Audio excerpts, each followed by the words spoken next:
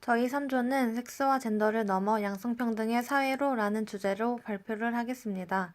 순서는 발표 소개, 성불평등의 기원, 가부장적 성문화, 성매매, 포노그라피, 성폭력, 마지막으로 양성평등의 사회로 가기 위한 노력입니다.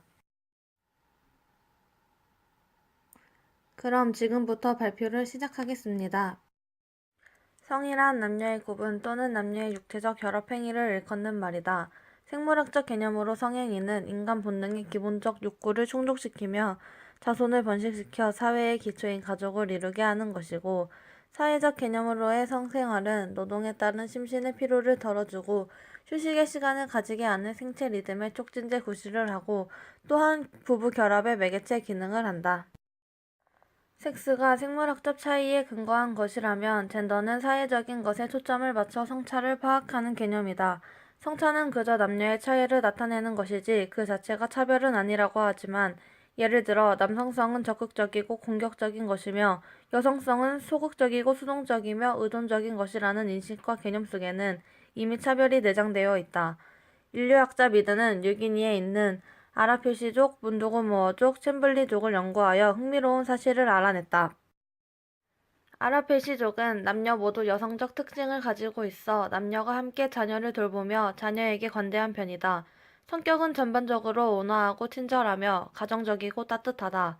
반면 문두고모어족은 남녀 모두 남성적인 특징을 가지고 있어 남녀 모두 자녀 교육에 무관심한 편이며 자녀를 엄하게 다룬다. 성격은 공격적이며 거칠다. 챔블리족은 남자가 여성적인 특징을, 여자가 남성적인 특징을 보인다. 어머니는 젖을 주는 일 외에는 자녀와 거의 접촉하지 않고 돌 지난 후부터 아버지가 아이를 키운다. 여성은 공격적이고 지배적이며 활발한 반면 남성은 겁이 많고 열등감을 가지고 있다. 지역적으로 동질적인 뉴기니에 사는 세 부족은 서구 문명과는 매우 다른 다양한 성 역할을 했다.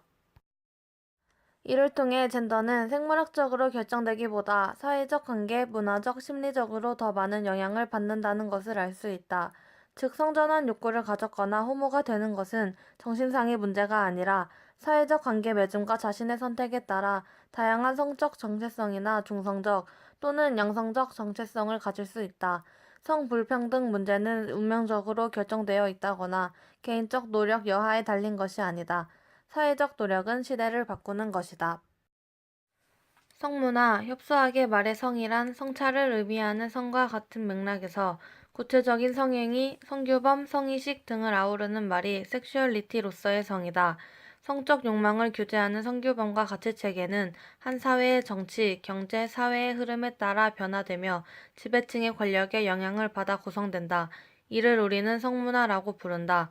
가령 영화, 소설에서 보았던 사랑의 장면을 떠올리며 장면의 순서에 따라 자신의 사랑 표현 과정을 상상하는데, 이것을 우리는 성각본이라고 하며 이 역시 그 사회나 당대의 성문화에 영향을 받고 있다. 지구상의 많은 사회는 가부장적 문화나 남성 중심의 문화를 가지고 있다. 여성은 결혼하기 전까지는 생명을 걸고 순결을 지켜야 하며 결혼 후에는 정숙한 부인으로 성적 무관심을 나타내는 반면에, 남성에게 성적 활력은 남성적 매력이며 왕성한 성욕은 선망의 대상이 된다. 남성의 눈에 비친 여성은 이중적인 성규범에 따라 극단적인 여성상, 즉 순결한 어머니 성모 마리아와 방탕한 매춘부 막달라 마리아가 있을 뿐이다. 다음으로 가부장적 성문화는 지배와 복종의 바탕에서 성행위를 구조화하기 때문에 남성은 지배적인 입장에서 주도권을 행사하는 반면 여성은 성적 자율권과 결정권을 박탈당한다. 지배와 복종의 성관계는 평등한 인격을 지닌 인간 간의 성적 교류를 불가능하게 하여 남성에게는 성적 주도권과 적극성을, 여성에게는 성적 수동성과 순결 이데올로기를 강요한다. 한편 가부장적 성문화는 자본주의적 소비문화와 만나 인간의 성을 상품화시키고 있다. 남성 중심 문화는 여성을 성적 대상으로 규정하고 평가하며 여성 자신도 스스로를 성적 대상화하도록 내면화시킨다. 특히 자본주의적 가부장제 사회에서는 여성의 경제활동조차도 성적인 것과 연관되어 있다. 이러한 여성의 성적 대상화로 이익을 보는 자는 자본가이다. 번창하는 음란외설물이나 향락산업은 성차별 이데올로기를 확산 내면화시켜 자본주의적 이익을 확대시키며 각종 광고물에서도 성적 매력과 에로티시즘을 강조하여 성충동을 상품 욕구로 결집시키고 있다. 성매매란 일정한 대가를 주고받기로 하고 성교나 이를 준하는 행위로 정의된다. 이는 가부장적 성문화와 관련해 여성이 가장 직접적으로 피해를 받은 경우이며 여성을 대상화, 사물화하는 성폭력과 유사한 경험을 초래하기도 한다. 최근 성매매업 종사 인구는 150만 명을 넘어서고 있다. 일반인들의 성매매에 대한 잘못된 고정관념에는 여러 가지가 있다. 첫째, 성매매는 성폭력을 예방한다. 이는 성매매의 사회적 기능만을 강조하고 그 역기능은 간과한다는 점이 문제이다. 둘째, 성산업의 육성은 국가 발전에 도움을 준다. 성매매의 천국이라고 하는 태국의 경우 성산업의 발전함에 따라 에이즈 감염자 수도 증가하였다. 따라서 성산업의 발전이 국가의 발전에 도움을 주는 것이 아닌 국민의 목숨과 직결되는 문제임을 증명하는 것이다. 셋째, 요즘 여성들은 직업을 선택하듯 자발적으로 성매매를 즐긴다. 매체에는 여성들이 명품을 모으고 성형하기 위해 성매매를 한다고 보도하지만 사실 성차별에 따른 고용기회나 사회 진출에 제한이 있기 때문에 생활고로 인한 어쩔 수 없는 선택이 된다. 이렇듯 성매매에 대한 그릇된 고정관념은 성매매를 정당화하는 측면이 있다. 그렇다면 성매매의 문제점은 무엇일까? 성매매하는 여성들이 자신의 몸에 대한 통제권을 상실함으로써 인간 이하의 대우를 받고 있다는 점이다. 또한 성행위의 조건을 주체적으로 선택하지 못하기 때문에 성병, 에이즈와 같은 성질환에 항상 노출되어 있다. 또 다른 문제점으로는 업주와 성매매 여성 사이의 계약은 합리적인 고용관계가 아니라는 것이다. 여성들이 돈을 벌 수 없는 구조이거나 오히려 빚이 느는 것이 현실이다. 인신매매나 빚에 의한 감금 생활은 성매매 여성을 노예로 만드는 구조물이며 이러한 폭력은 성산업의 척치 구조와 필연적으로 연계된다. 성매매 근절을 위해 성매매 방지 특별법이 시행되고 있다. 성매매 방지 특별법이란 성매매를 방지하고 성매매 피해자 및 성매매를 한 여성의 보호와 자립을 지원의 목적으로 하는 법률이다. 성매매 근절을 위한 또 다른 방법으로는 남성들의 접대 문화에 기반을 둔 성매매의 일상성에 대해 문제 제기를 해야 한다. 이러한 문화를 바꾸기 위해 남성들 스스로의 자각 또한 필요하다. 포르노그라피는 흔히 포르노라고 많이 알려져 있는데 인간의 성적 행위 사실적 묘사를 주로 한 문학, 영화, 사진, 회화를 말합니다.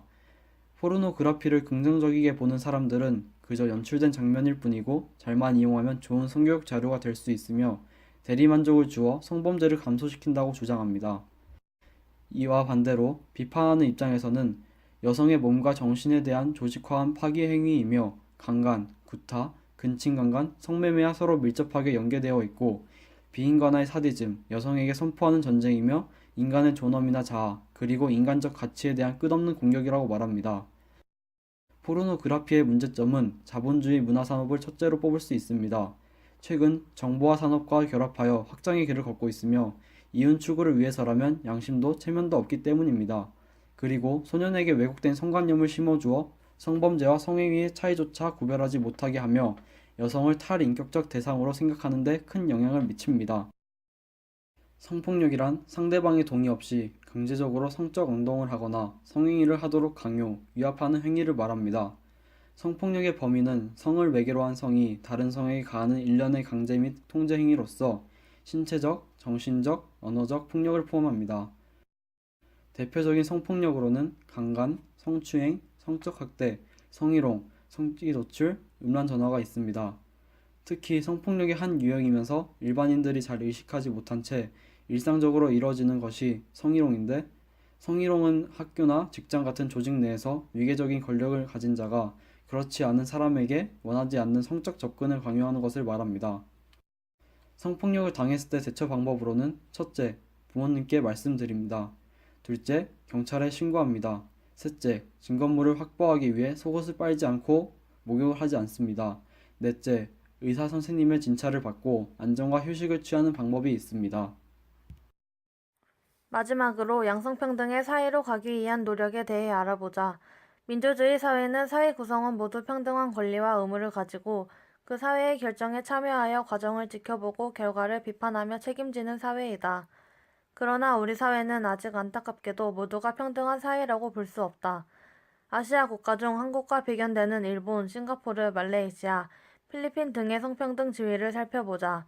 기대 수명, 학력, 취업률, 임금 등을 중심으로 성평등성을 측정하는 대표적인 지표인 GDI에 따르면 일본, 싱가포르, 한국, 말레이시아, 필리핀의 순으로 나타났다. 반면 중요한 정책 결정의 여성 참여율을 나타내는 GEM 지수에는 싱가포르, 필리핀, 일본, 말레이시아, 한국의 순으로 나타나 있다. 이를 정리하자면 한국은 교육, 경제적 진출 면에서는 성불평등 현상이 완화되어 가고 있으나 국가적 수준의 최고 의사결정 과정에는 여전히 여성이 차별받고 있음을 뜻하는 것이다. 인구의 절반이 여성인 점을 감안할 때 국민의 목소리를 온전히 전달해야 하는 정치의 특성상 이 부분은 여권의 신장을 가로막는 하나의 벽이 되는 것이 현실이다. 이러한 현실은 유교적 가부장제 이데올로기와 분단 현실, 한국적 자본주의 등의 여러 요인들에 의해 복합적으로 형성되어 있기 때문에 차별이 지금도 여전히 나타나는 것이다. 이러한 차별을 극복하고 민주사회의 중요한 요건인 성평등의 사회로 가기 위해서는 크게 두 가지 차원의 노력이 필요하다. 첫째, 주관적 요인으로 여성의 자각과 성적 주체성 회복이 절실하다. 지금까지 여성의 헌신과 희생이 없었다면 현재의 여성부도 생기지 않았을 뿐만 아니라 미래의 성평등 사회도 존재하지 않을 것이다. 또한 남녀 간 대립적인 관점보다는 분리와 통합의 묘미를 살려야 한다. 여성은 피해자, 피지배자, 남성은 가해자, 지배자라는 이분법적 인식은 성평등 사회를 구현하는 데 올바른 인식이 될 수 없다.